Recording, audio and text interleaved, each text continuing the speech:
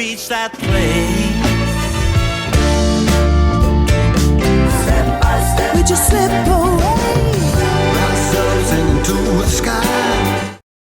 Hi, I'm JR. I am back again with Dr. Robert, and this time we are going to be talking about Monk's Road Social. All ready to talk about Monk's Road Social? Monk's Road Social, yes. Lovely. Now, this is something that's sort of been happening in the last 3 or 4 years, I guess, and there's been quite a lot of it. So this is quite a productive thing. But this wasn't, as I understand it, this wasn't initially your project. Was this something that you were brought into, or was it something that you were partly sort of responsible for devising in the first place? Well, how it happened was we were making the album If Not Now When, that album, down at Mono Valley. I wish I hadn't called it If Not Now When. I should have stuck to the original title. But anyway... Are we going to talk about the original title now then, or when we do that album? Just trying to remember what it was. It's one of the songs, the guessing game.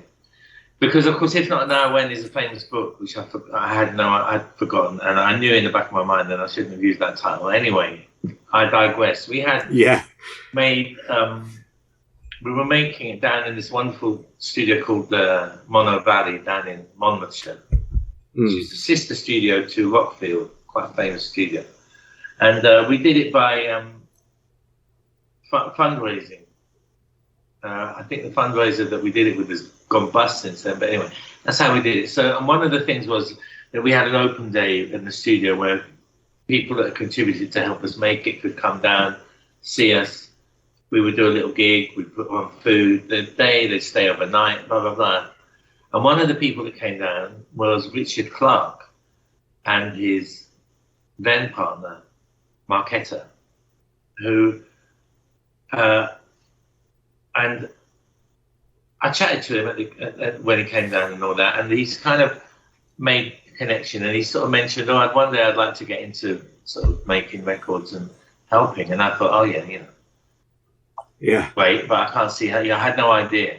That he had the capability to do so, but it ends up that he did, and we kept in touch, and he came out here to Spain, and we met up, and he was chatting about, well, what do you think about if we got in the studio with all your mates and we sort of just put it all together? And, he was an enthusiastic, not amateur, but he wasn't in the music industry. He had no history. But he knew my stuff, and I think he knew my solo stuff more than the Blow Monkeys.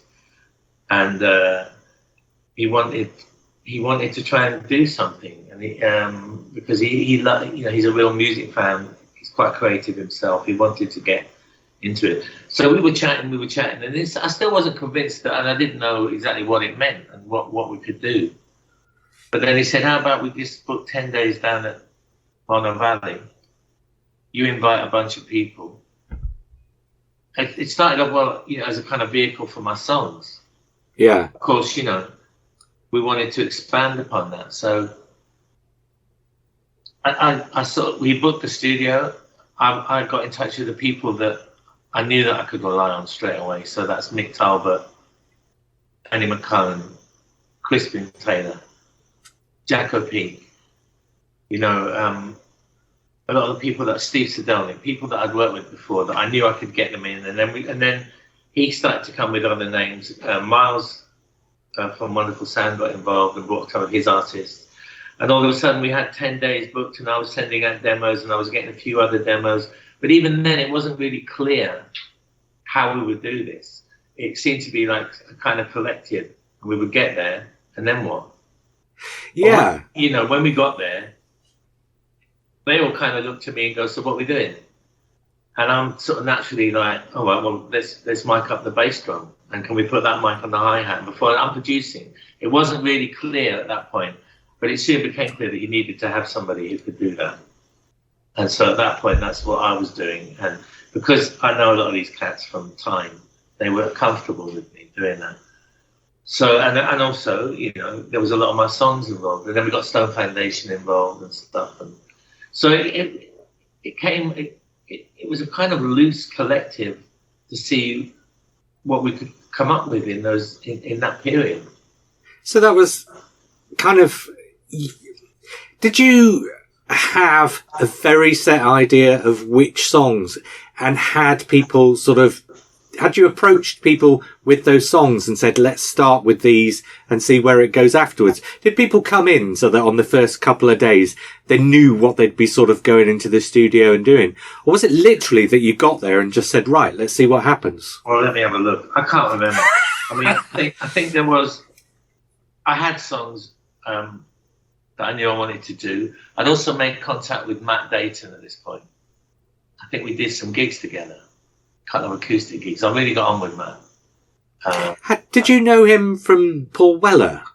No, his whole Weller World experience was after mine. I had jumped ship by then. Sure. And so I didn't know Matt. I mean, I knew Matt through Mother Earth because we shared the same manager, although we had never met. Right. I thought he was the weird guy with the funny hair and the moustache, and I was right. He's a lovely guy, and we bonded straight away when we did a couple of gigs together over a mutual love of a lot of acoustic stuff, particularly early Tyrannosaurus Rex and things like that, early Sid. So I knew that we would come up with something in the studio, which is basically what we did. Sit each other, make something up. I had other songs that, like This Is Nowhere, which was a kind of obscure song from Bethesda, but it was always one of my favourites. Yeah. And I wanted to get somebody who could really sing it. And so, that we got in, Sam Waits came in through one of Richard's connections. He was bringing people in. So, and the Stone Foundation, obviously, I got them, I knew them because they were supporting the Blood Monkeys when they, a few years back. Right. Had you played... Because you played with them live a few times. Had you played with them by this point, or is that something that came out of this? No, I had played with them by this point, I think. It was about the same time. But I always got on with the two Neils. Very enthusiastic, very infectious kind of love of music. And so I thought, Coming to Grace is right up their street. Get the whole band in with their brass section, do the whole thing. And then there was I think there were people that came through, like Pat Dan Smith, who came through friends of Richard's, who ran other way. And Pat's a real, mysterious character. He walked in on the first day, long beard and the biblical looking, Right, yeah. Kind of Nick Cave-ish vibes. Lovely, great voice. Really Irish accent. Irish. Yeah. I think he's Northern Irish, or the North of Ireland, as we call it now. Because that certainly conjures up the big beard and everything else, and then the Irish accent certainly conjures up a character. Yeah, he is a character. I still work with Pat. He makes a lot of good videos for us, actually. Oh, right, yes. On those videos, like the last one for the Blow Monkeys. He's done ever since Climb for the Moon. He's been making them. So. And he's brilliant. And he's got, he does his own records and that, and he's got a very distinctive vibe to him. So there was all these things coming in, all these kind of... Steve White was involved still at that point. I mean, he does something with the Family Silver, the band that he had with Damien. Yeah. And Matt. He does one of these kind of drum instrumental things. It's unbelievable when you watch him do it. I can't remember what it's called now. Did you? Bronwyn. Have you heard that? He does this thing, Bronwyn, and I watched him come in, and he just. I mean, I've known Steve obviously for a long, long time, but you forget what a genius he is. He just comes in, no click track or anything. He's off. He puts down the drums, then he puts on this incredibly difficult percussion on top with bells and cowbells and all that, and it just comes together and this cacophony of sound, and it's such a performance. It's amazing to watch it, Right, yeah. Some people might not get it at all, but I mean, I was just blown away. Well, that's the thing about these records, and there's 4 of them now, and that's, 4 in 4 years, so they've kept on coming. But there doesn't seem to be... One of the things that sort of, I guess is kind of curious, is that they're sort of uncategorizable. There's no particular genre that they deal with. And because of the fact that there's sort of like different singers on each song and often different musicians playing, sometimes too, you can't sit down and listen to it as an album in the same way as you would say a Dr. Robert album or, for the sake of argument, a Status Quo album. You can't sit down and you don't get a theme or a tone or a sound for 45 minutes. But what you get instead is this huge sort of melting pot of all sorts of different things, so that around every corner is something new and surprising. And yeah, I guess because of the way it's recorded, despite the fact that it's sort of this great big melange of all sorts of different sounds, there's also sort of this quality to the recording that does make it feel like it's sort of this consistent, coherent whole, despite the amount of sort of variety and diversity in the people who are involved. I mean, when you sort of went into the studio and did it, was the feeling that you should be as diverse as you possibly could? Or did you try for coherency and just, all sorts of different people turned up and you just thought, well, to hell with this, let's just see what happens? No, there is a consistency. There's a kind of underlying invisible rule book in my mind when I'm producing it. And one of the things, that's why I love working with Crispin so much, his drum sound is very consistent. The way he tunes his drums, the things that he doesn't do, the things that we avoid, the kind of aesthetic of the way the instruments are recorded. So that whatever you put on top, there's an underlying connection. Right. But at the same time, we end up going on some of the later albums more electronic, and more kind of.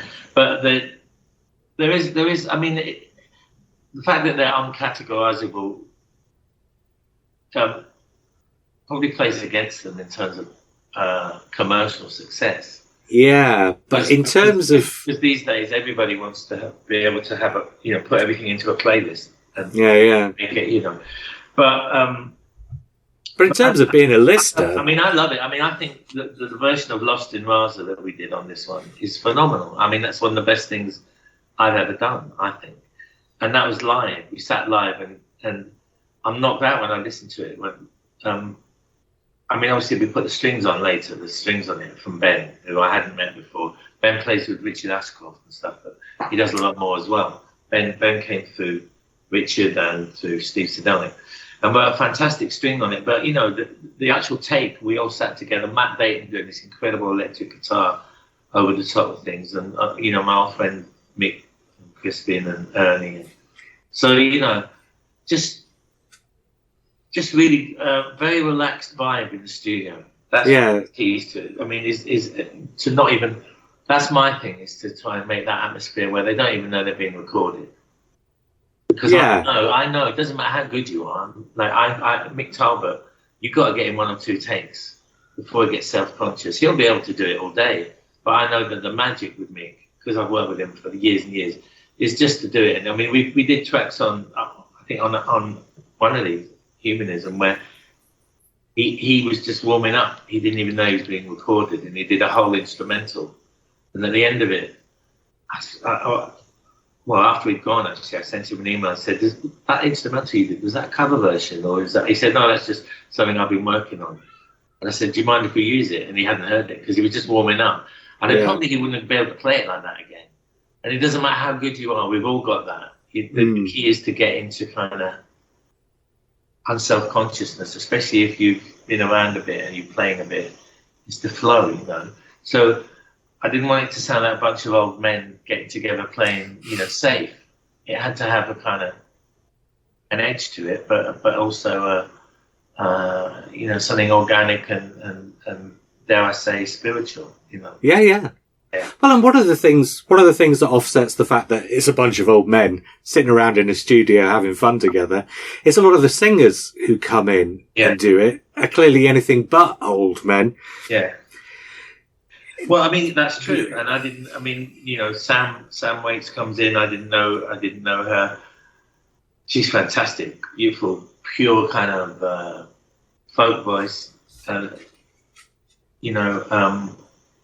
Himi, who's a friend of Marco from the Young Disciples, who's been in Granada. She came in and played something. You know, the young people. I mean, Joss. There's one guy called Joss. Joss is a well, he's a young man. I call him a kid, but he's actually a young man. Yeah. Who I met years ago, and he lives near me here in Andalusia, in a cortico, which is like a farmhouse, about 15 kilometers from here. And he's got no water and he's got no electricity in his house. Wow. He lives alone. He's lived alone since he was 17.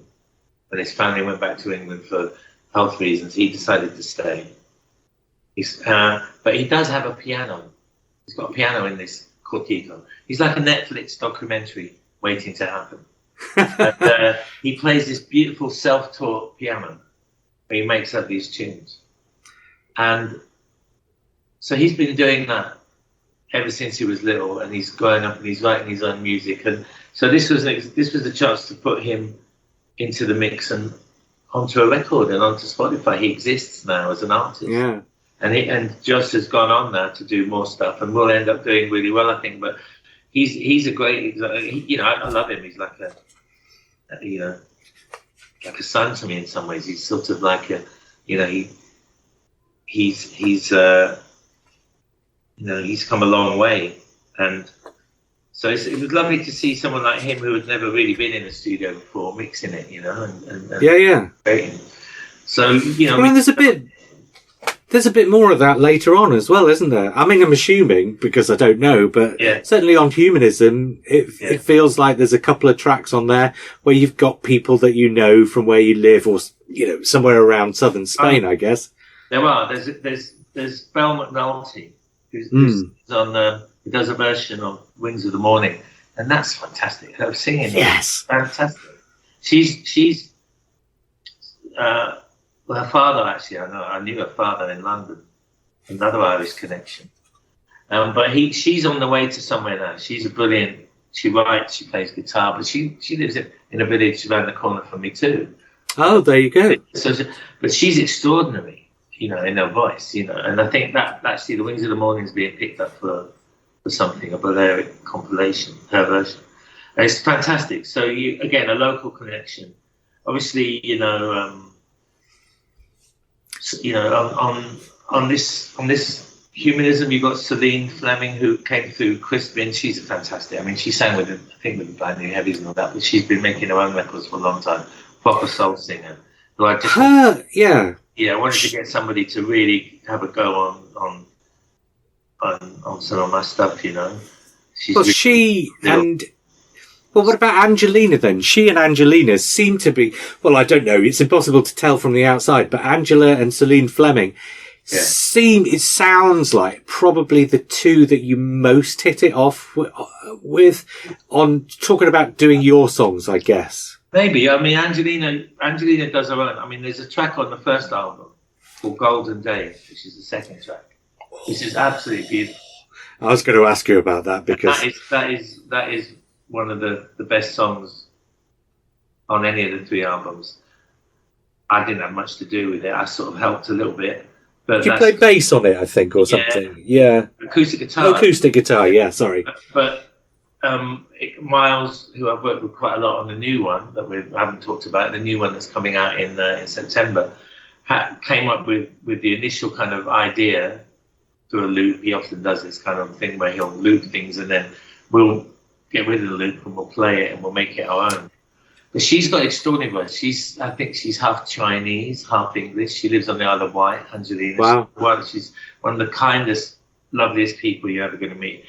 And her and I in particular bonded over this shared love of blues, but proper Mississippi Delta.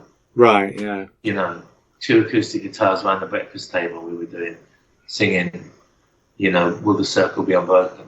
And I just love, I one day I'd love to make a record with her just like that. We tried a little bit on I think, what did we do? Sycamore Tree together. Yes. But I'd love to do. She's a one-off and extraordinary voice. And in fact, there's a track on the new album which I love. It's called Borderline, Yeah. where it has a similar kind of thing to Golden Day. It's kind of cast a spell, you know. So, I mean, for me, I'll be on from a selfish point of view. It really got my juices flowing doing this. It really got me back into. I don't think I would have been able to make Journey to You without having gone through this process. And I thank Richard for that, because Richard got me into the idea that you know, I could produce again, I could write, I could work with other people, I could do things really quickly, and it would work. People have in me instead of chipping away on my own sometimes. So it got me flowing again. You know, I think there's definitely something. I already was. I think from kind of feels like a new morning onwards, I was beginning to feel like yes, something's bubbling up. But this process of doing these albums and working with all these extraordinary people and finding that fellowship and camaraderie within musicians without cynicism, who are doing music just for the sake of it. I mean, I know it's a cliche, but that's the truth. Because no one's getting any money out of these. Ask Richard. So you've got to be very lucky for something to happen these days. It's very you know. But these are all records to be proud of, and the vibe while we did them was amazing, you know, and it just brought me back into that kind of very positive feeling of the fellowship of musicians. There is, yes, completely, and they are gorgeous, absolutely gorgeous records. It has to be said, and although there's a fair few of your songs and a fair few new compositions by you, they stand apart from the rest of what you do. Clearly, obviously, because of a lot of the influence of the people coming in. I mean, I've got so many questions. The second one, was that recorded in Spain? The third one was recorded in Spain. Humanism. Second one, I think we went back to Mono Valley. Oh right, okay. It doesn't say on the in the booklet. It might say on the back of the sleeve. He was like this, Richard. Let's do another one. So I can't. Yeah, sure. But I'm pretty sure this was done. Yeah, this was done at Mono Valley. And then the third one is Spain. But I mean, Spain. Yeah. But what I was going to ask was, do you basically? Because, I mean, I'm assuming each one is book the studio for X amount of days, get in and just do as much as you can, or whatever that feels comfortable within that time. Do you essentially have a band that are there basically for the entire 10 days or whatever it is, and then they might take a day off if some other band are coming in? So basically, is Crispin mostly going to be drumming across sort of maybe 2/3 of the... Yeah, Crispin will be there for the whole time. He's the only one.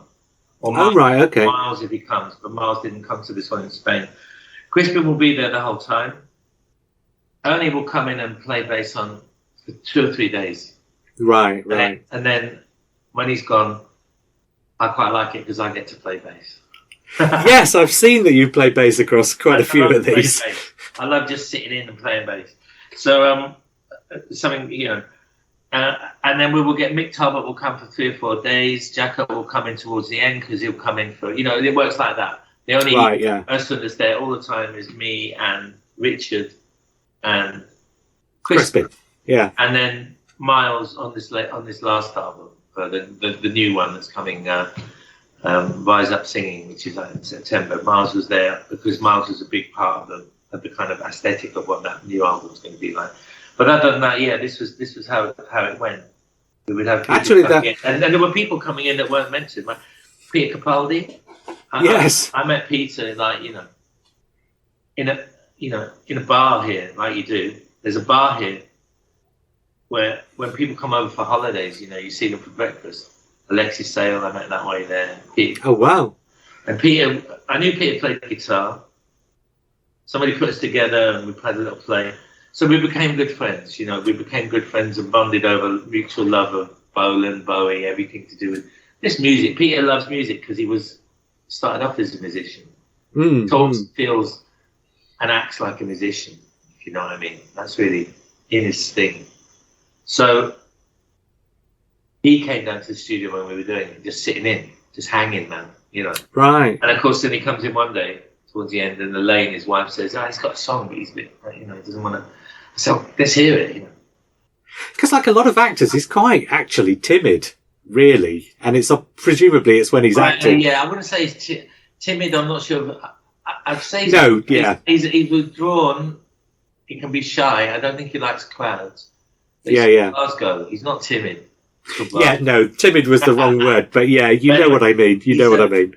And Elaine, his wife, certainly not timid either. So you would say that she came in and said and played the song, and I said, it's great. So it's like Lou Reed type thing. Let's do it. Let's do it now. Yeah. What are the chords? So you write the chords down. Okay. This is the feel, Crispin. I'm in the studio, I'm sitting in there, but I'm playing bass now because Ernie's gone. 1, 2, 3. And it's like, we're off. And it was second take. And we had the backing track. And I'm just looking at the chords on a piece of paper. And he's shouting them out to me as for the changes. Yeah. But because I can feel what sort of song it is and where it should go. I feel that I know what I need to do, and everybody feels that the same way. Because if you played it 10 times, you'd kill it. Yeah. And he comes in and does the vocal the next morning. It was fantastic. It was very different to the album we made together, because the album we made together later on was much more just me sitting here chipping away, because he was in America making a film and COVID hit. Yes. And it all went a bit apeshit. Yeah. Well, I was going to ask, and with the other singers, was it a case with a lot of the other singers that they'd just come in for a day, do a thing, and then disappear again, and then the next day there'd be someone else? Yeah. We'd get the backing track together, and Belle would come. Belle did it. She's, as long as it feels good, I know it's going to work. I can tell. I just do. I believe in my instinct in that way, and because I'm a singer, I know what it's like. So I'm very particular about. Just give me the headphones. Let me hear what you're going to give to them, because it's really important to create that right sound and get that tape that's very early doors. Otherwise, it's hard work. And when you've got this many people hanging around and this many people wanting to be part of the record, the last thing you need is a roadblock where somebody starts to lose. So if that happens, and that did begin to happen a couple of times, it's fine. We move on. We just. I wouldn't have been able to do that 20 years ago, well, maybe 30 years ago, when I was producing Blow Monkeys records, late 80s, early 90s. I wouldn't have had this psychological skill to know how to play that. I would have got frustrated and said, give it to me, let me do it. I would have, and so that's part of my job, part of my skill, I guess, is to do, especially when there's this many people involved, is to keep it moving, and also to let everybody feel that it's working, that it's all going towards a whole that's going to work. Yeah. So they don't get lost. Well, on that subject, did you ever have? And I'm not going to ask for examples because that might sound like it's criticisms of names, if that's what you mean. No, not naming names. But did you ever have times when somebody would say, yeah, I can't do this one, and you had to get somebody else to sing that one, and maybe the original person moved on to something else? Were there ever times when that was happening? Because I could assume that's a risk when you're doing it this kind of a way. It's a risk, but I tell you what, that never happened. Because we did our homework before. So you matched. Neil Jones from Stone Foundation came in with his then girlfriend Celia. I'd never met Celia. She was from. He played me something like that they'd recorded on their phone, though, and I could tell that she was good. And the minute she came in, she was on it, straight on it. So the 2 tracks he did on Humanism, as it's called. By the way, none of these albums are my titles.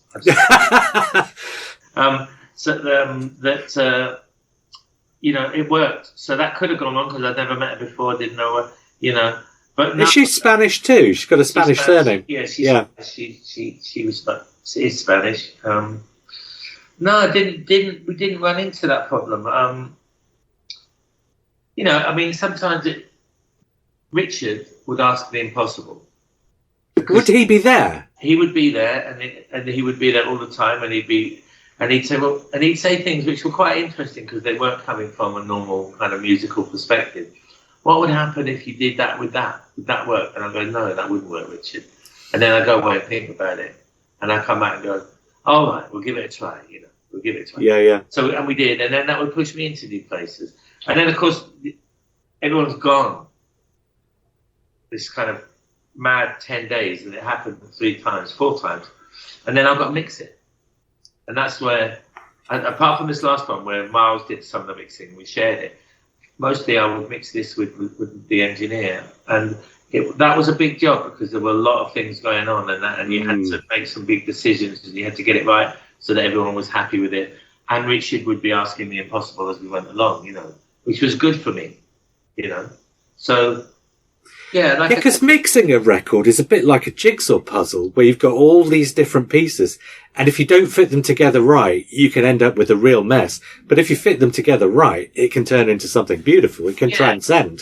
Yeah, absolutely. And, you know, I had, on the last 2 records, there's a local guy, a Spanish guy, Ivan Moreno, Ivan Brown, in English. He's really good, and we worked together. Even though COVID came along, we had to work like this a little bit. You know, he got it. He got my aesthetic. I had to be very, you know, right. I want the drums in mono. You know, mono.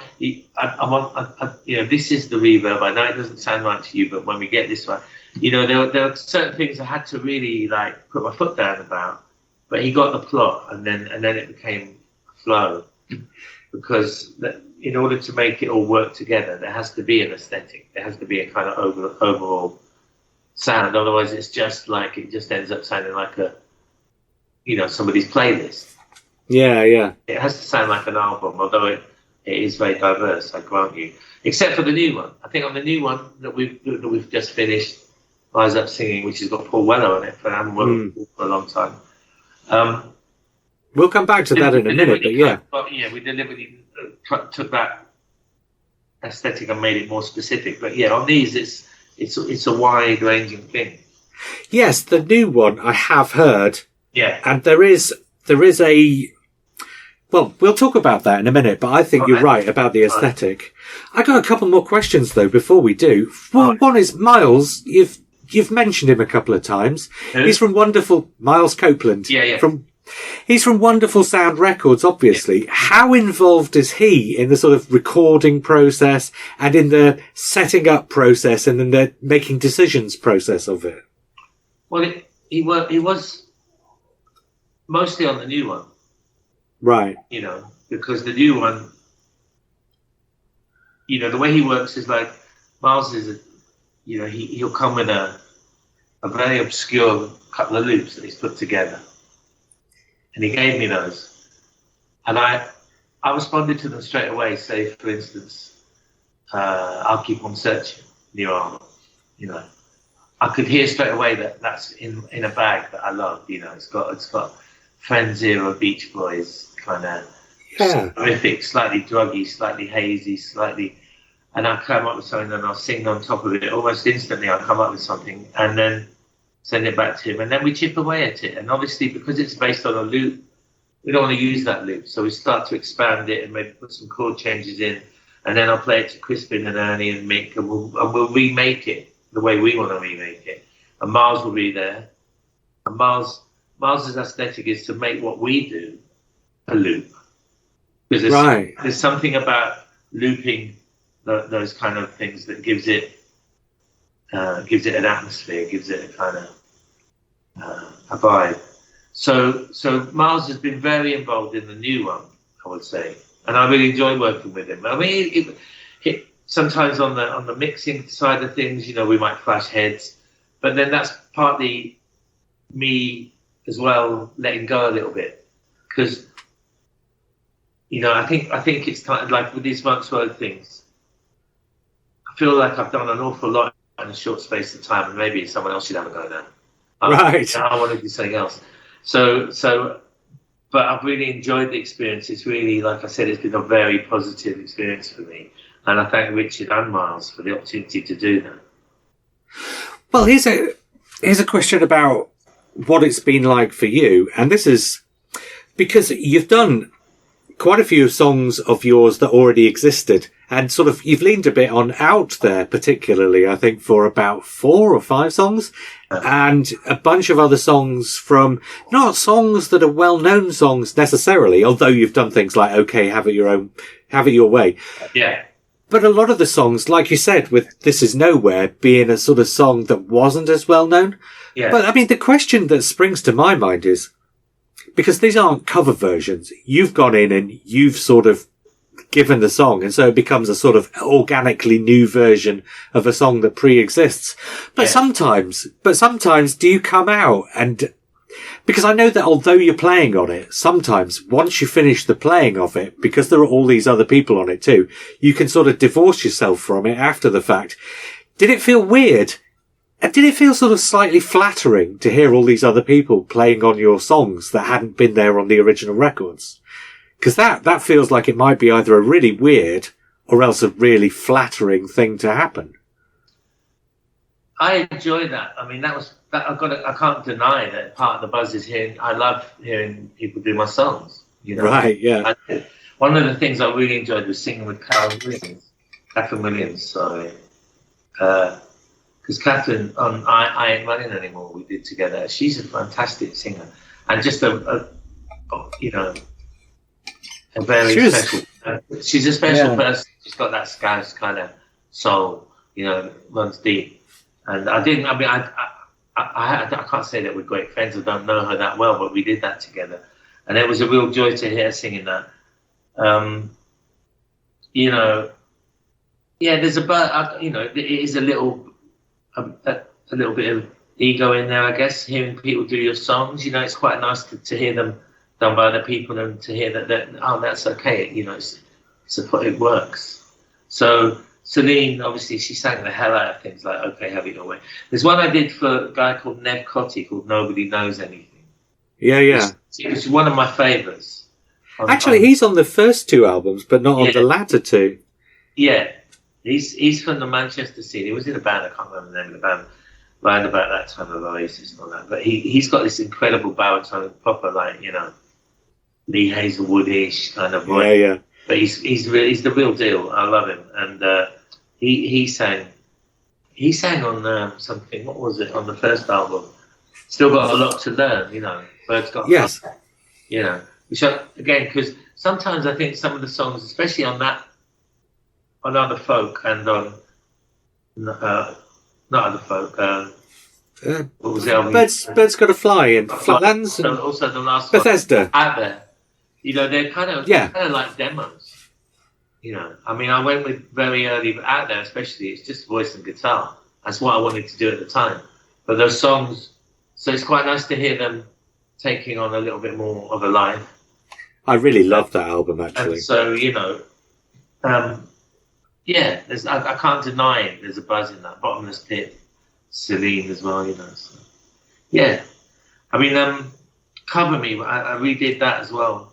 Because I really like that song, and I didn't quite got it right, and so it was a chance to do it, and Well, one of the things that it feels like is that because on some of these songs, it almost feels like you go in, you're in the studio, you're kind of doing it live, first take, second take, but it sounds on a few of these occasions like what you're doing is you go in, you'll do the verse, the chorus, the verse, the chorus, and then it just feels like you've got a bunch of musicians there who are just enjoying themselves, who just get into the groove of the song and are just having fun, sort of extemporizing around the themes of the song. And sometimes it does sound like a jam, but in the best way, if you know what I mean. Yeah, and there's truth in that. When you've got someone like Ernie and Mick in the room, and then you've got Jacko. I mean, Jacko's a phenomenal player, flute and sax. And I think they enjoy that freedom because, often when you're doing sessions and the clock's running and, you've got to get it right, you've got to do this part that's been written or this is what they want, So then there is a kind of freedom in that. That we're a bunch of friends that are used to playing together. So sometimes if it's really working, you just keep it going, man, because why not? I try not to get indulgent. But if there's a groove that's really happening, and Crispin is a genius groove merchant, and the way he tunes his drums, the way he plays the snare. I don't want to get too technical, but he doesn't just hit the backbeat on the snare. He does all this shit with his left hand. It's all what they call grace notes on the snare. It's all the bits in between that make it move. And I've never played with anybody as good as that. And you don't have to be a super like big bronchic, million miles an hour soloists and all that. You know, it's about groove. Yeah, it's about the feel of the. He's a groover, man. He's a groover. Yeah, yeah. So I can't resist it sometimes. I mean, there's lots of outtakes. I mean, there's a whole other album that we recorded called "Other Side of the Mountain" that we did at the same time that we recorded "Humanism." And Other Side of the Mountain is actually my title. But it hasn't come out. But I hope one day it does, because it's a bunch of extras that we did at the same time. And some of it is just, it's my favourite bits. Yeah. So yes, speaking of the extra bits that you do at the same time, one of the things about these Monks Road albums is that there's also room for something like Bird's Eye View. Yeah. Which is utterly different, sort of. That's the sort of... He wanted to put that on. They wanted that one. I can't remember where that came from. I think that I did a couple of years ago. I did that thing on the Casio with Cosmic Mayhem. Is that right? Is that where that's right? Cosmic Mayhem, and there were a couple of others. Each and every one was out of that session, wasn't it? Version and something called Pan's Peninsula. That's it. Yeah. And then there's this one. Yeah. Bird's View, which was yeah. I bought a Casio. I went to the car boot sale with Michelle. I don't often go, and there was a Casio there. In fact, it's in the back here. No, you can't see it because I'm in a corner. It's behind that piece of corn over there. And then I turned it, and it had a little drum machine in it, and I thought, oh, this is brilliant, man. Of course, it all goes out of time and out of tune, but I managed to scrape 4 tunes out of it. I like doing that. Well, yeah, I like having those kind of boundaries imposed where you've only got, like, you set yourself, like, and when you're listening to that record, the middle album of the first 3, that's like a really sweet moment when you suddenly get to this track that sort of feels out of time with the rest of that one. Out of Bounds, that's the one. Yeah. It sort of feels out of time from the rest of the album, and yet somehow manages to fit in anyway. It feels like one of those moments, like if you're watching a movie and suddenly you get a character scene 2/3 of the way through the movie, just before the middle bit when there's a lot going on, and just before the end bit when there's a lot going on, and suddenly there's this 2-minute sort of character beat that sort of comes out of nowhere and then disappears quick, and it feels like one of those. Yes. That's right. And the other one that does that for me, and I was talking about this earlier, was New Arrivals, first track on Human. Yes. Which is like something from like an Orson Welles film or something, or it's got that Harry Lime kind of vibe to it. So it also sounds like some sort of like Hasidic folk tune. And Mick was just warming up on my Casio, playing it to see what it had in it, what sounds. And we captured that. I love it. Absolutely. That's one of my favourite things that he's ever done. And that we've ever, and it totally came out of his subconscious because he wasn't even thinking. And when he went into the studio that morning of playing that, it was just a thing like when you're warming up at a soundcheck, often you're just playing whatever comes to mind. Yeah. That I love, when that's gold dust in a musician. When a musician is as good as Mick, or any of these guys, to get. So in a way, partly it's also a chance to pay homage to this generation of musicians. When you think of Ernie and Crispin, they were in Galliano together, but they played with an awful lot of soul legends. Whenever they come over and play the Jazz Caf, they would be the go-to with Mick. Mick, Ernie. They are genius musicians. It's just a beautiful noise they make, and I think this reflects that. Right, we don't want to bang on too long, because otherwise we'll go deep into a second hour again. So let's just talk for a few minutes about the new one, and maybe we'll do something a bit more substantial about the new one later. Yeah. On the subject of film soundtracks, and going back to what you were saying earlier about having a more sort of defined sort of theme, listening to this, I was struck, and I don't think it's because the songs sound similar to each other, but I'd just seen, I hadn't just seen, a while ago I saw Oh God, name's gone right out of my head. The horror film by the guy who did Hot Fuzz and Last Night in Soho, Right. which is about a character who sort of goes through a sort of time thing and ends up back in the 1960s, and she flits backwards and forwards between the current day and the 1960s. And so a lot of the movie is about her having a singing career in the 1960s, and so there's this musical theme. But the movie itself is sort of split between the 1960s and the modern day. And so it has this sort of dual quality where it's very much got that 60s vibe, but it comes to it from a modern angle.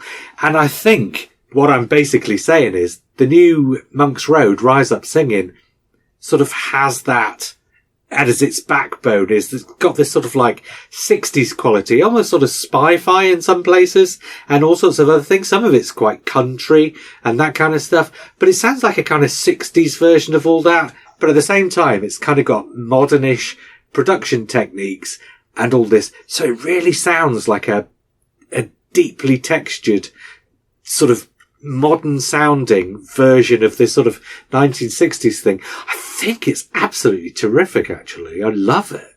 Mm. Yeah. Well, I'm not going to disagree with anything that you said.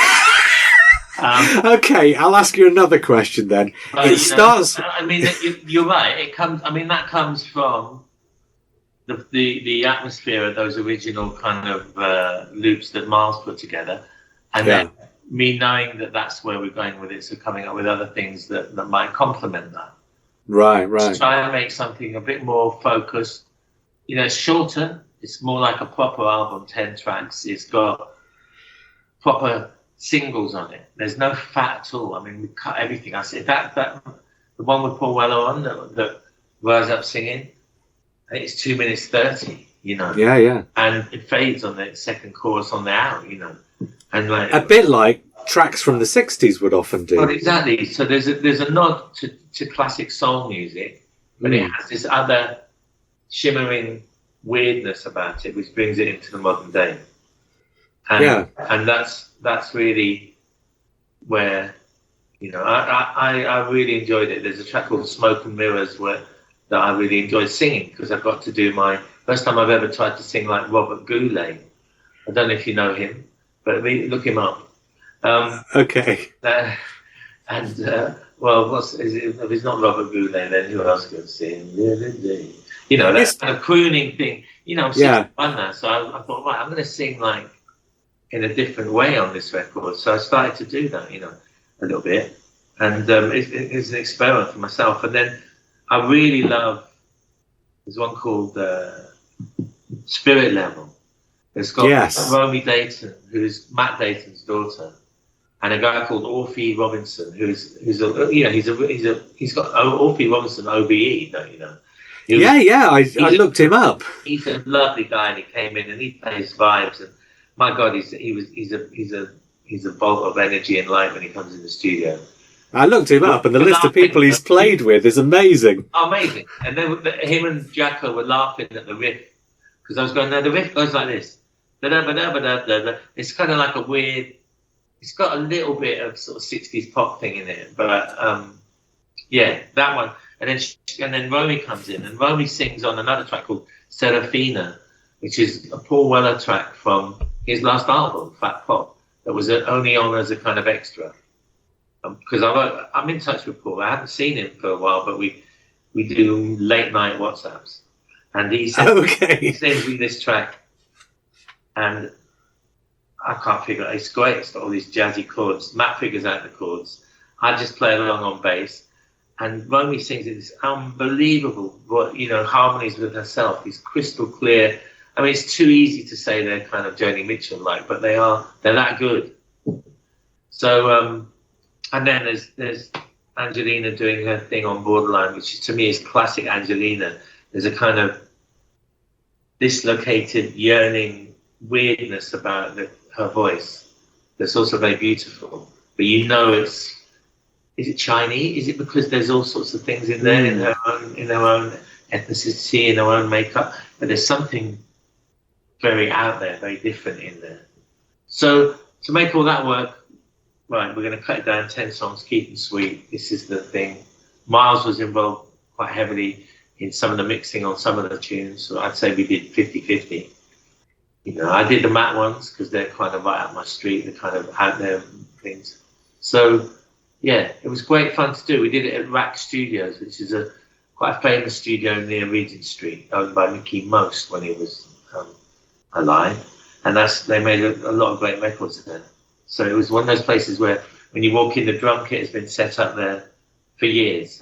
So the minute you turn up, you come in, sit down. It sounds great in the studio because that's been like that for years. All the time. They know how it works, yeah. Perfect, yeah. So, again, I mean, it's expensive. So I think we were only in there for 5 or 6 days to do the whole album.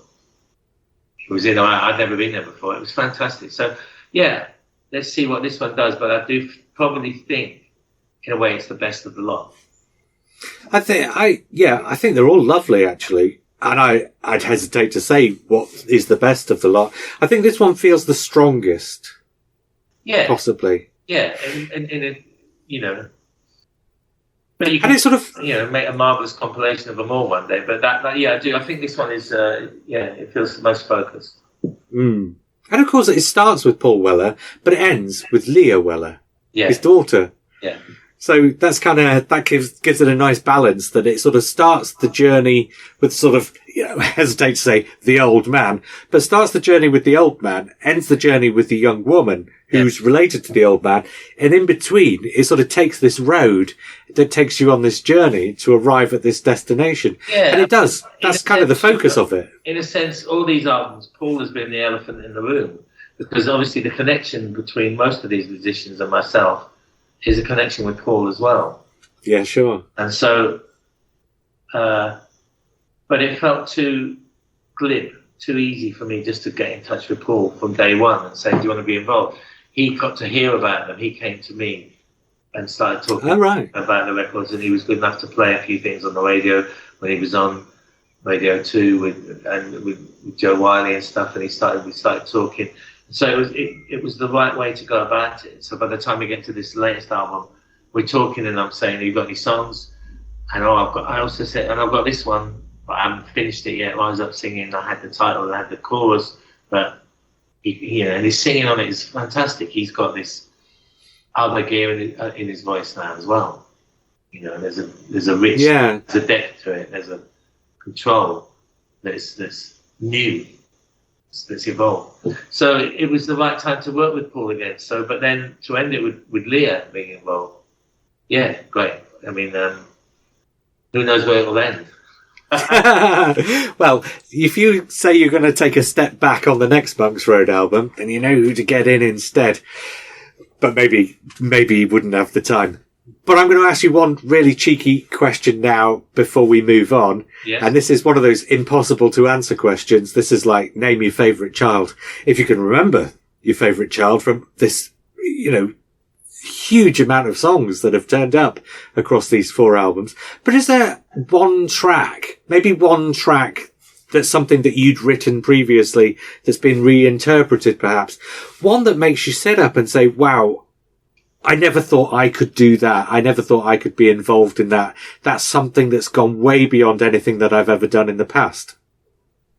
I would say Lost in Raza. Yeah, you would. Yeah. Track 1 on album 1. Track 1, album 1. Bang, there you go. We started off well, and it was all downhill from there. Fair enough. Right, I'm going to reach over to my shelf now because I'm going to make the suggestion for what we talk about next time. Oh yeah, what you got?